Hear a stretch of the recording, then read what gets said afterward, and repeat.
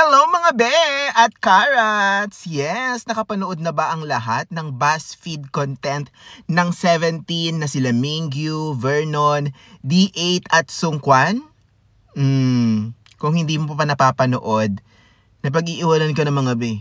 Kasi sobrang life-changing ng content na yon. Yes, ang dami kong realization doon and isi-share ko sa video na ito. Yes, karats! Ang first realization ko ay aware naman pala ang 17 na merong mga ganong klaseng thirst tweets, thirst comments na nahahatan at naseseksihan sa kanila and they are fine with it. Yes, kasi naman 'di ba? Kapag initial mong nakita yung isang bagay, unang beses mo nakita yung picture ni Mingyu na sobrang sexy, sobrang hot, may pakilikili, may pa-abs, o kaya si Escoop, si Yan, si Wonno, si Joshua. Di ba? Mapapa-comment ka na lang na, oh my God, ganyan.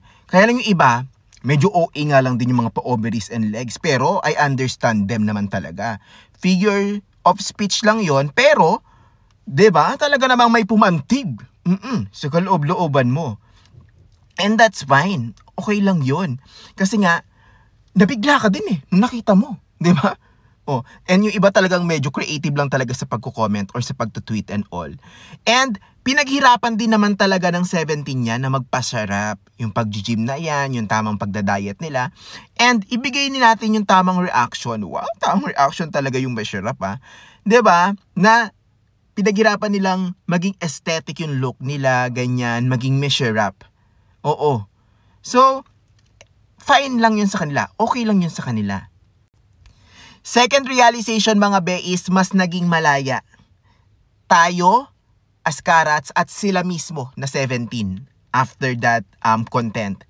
Sa side ng 17 kasi parang ngayon mature na sila, so hinayaan na sila ng agency, ng company, ng Pledis na mag-react sa mga ganon. Siguro dati meron ng mga nakikita nila yan, di ba, nababasa na nila. Ngayon, nasa right age na sila to react on those sexy or hot tweets or comments, diba?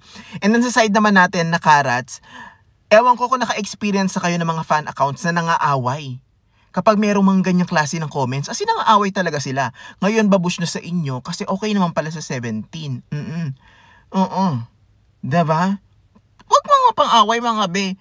Ano lang naman yan? Comment lang naman. Oo. And yung last realization ko is, meron pa rin namang boundary.